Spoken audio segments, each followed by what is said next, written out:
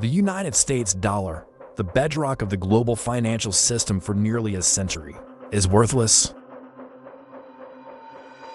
It happened not in a decade or a year, but in a matter of weeks. The world watches in horror as the American economy, once a titan, free falls into an abyss from which it may never recover.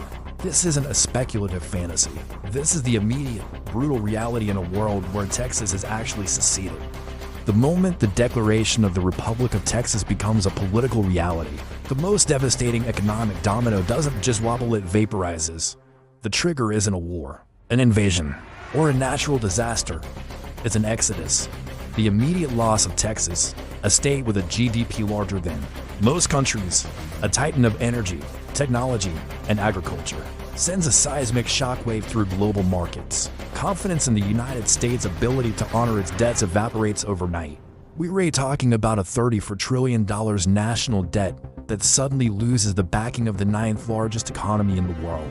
The first casualty is the U.S. Treasury bond market. Foreign investors, led by giants like China and Japan, begin a panic sell-off. Why would they hold onto debt from a fractured, politically unstable nation? As Treasury yields skyrocket to unsustainable levels, the cost for the remaining United States to borrow money becomes astronomical. The Federal Reserve, now stripped of the economic powerhouse of Texas, is forced to print trillions of dollars in a desperate attempt to stabilize the market. But it's like trying to extinguish a raging inferno with a water pistol. Hyperinflation ignites. The life savings of 100 million Americans are wiped out in days. The dollar in your pocket, the money in your 401k, the value of your home, all of it turns to dust. This isn't just an American crisis, it's a global one. With the world's reserve currency and a death spiral, international trade grinds to a halt. The intricate web of global commerce, built on the stability of the dollar, unravels. Countries that peg their currencies to the dollar are dragged down with it. A worldwide depression, one that would make the 1930s look like a minor recession, becomes an unavoidable reality. This is the first catastrophic domino to fall, the absolute implosion of the American and global financial system. But the financial collapse is just the beginning of the nightmare. The physical economy of the United States begins to seize up. Consider the port of Houston, which handles more foreign tonnage than any other port in the nation. Overnight, it becomes a foreign port. All goods passing through it are now subject to international tariffs and the whims of a new, and likely adversarial, Texan government. The same goes for the 27 other ports that line the Texas coast. The logistical nightmare cripples the American supply chain. Think about the products you use every day. That computer you're watching this on, its microchips, likely produced in Texas, are now a foreign import. The gasoline in your car, a massive portion of the nation's refining capacity is located in Texas. The new Republic of Texas would instantly control nearly a third of America's oil production and a quarter of its natural gas. Imagine the United States government having to negotiate with a foreign power for the very energy that fuels its cities and military. Gas prices wouldn't just rise, they would become a luxury item. Blackouts would become commonplace as the national energy grid, now fractured, struggles to cope with the loss of Texan power generation. The just-in-time delivery systems that stock our grocery stores and hospitals would shatter. Food shortages would become a terrifying reality in major cities across the country, as agricultural products from Texas, a leading producer of cattle, cotton, and grains, are cut off. The economic bleeding within the remaining states accelerates.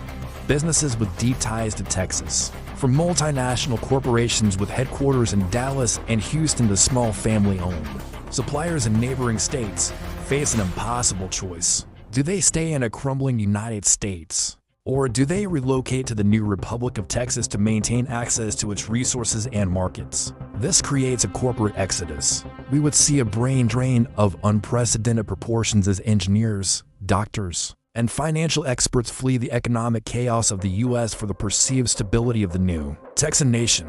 Companies like Dell, AT&T, and Texas Instruments would have to make a choice. And it's a choice that could see billions in taxable income and hundreds of thousands of jobs vanish from the U.S. balance sheet.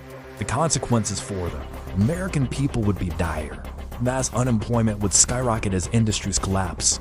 The The housing market, already reeling from hyperinflation, would implode.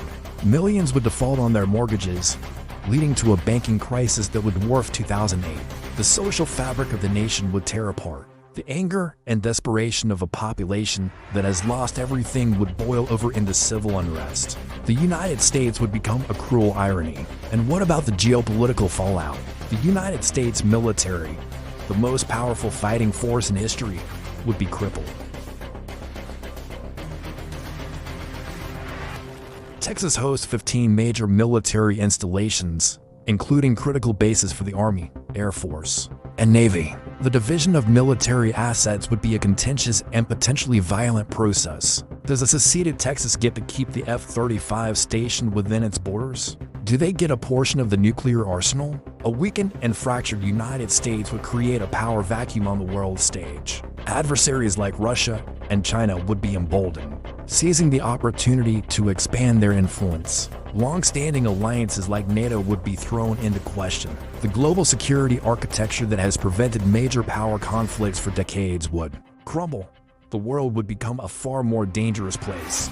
The secession of Texas isn't a simple political divorce. It's an economic amputation performed without anesthesia. It has a self-inflicted wound so deep that it would guarantee the collapse of the United States as a first world nation and a global superpower. The dominoes wouldn't just fall, they would shatter, leaving behind a legacy of poverty, chaos, and a world order redefined by the catastrophic absence of the American giant. The question isn't whether the United States would survive a Texas secession. The question is whether we would recognize the world left in its wake.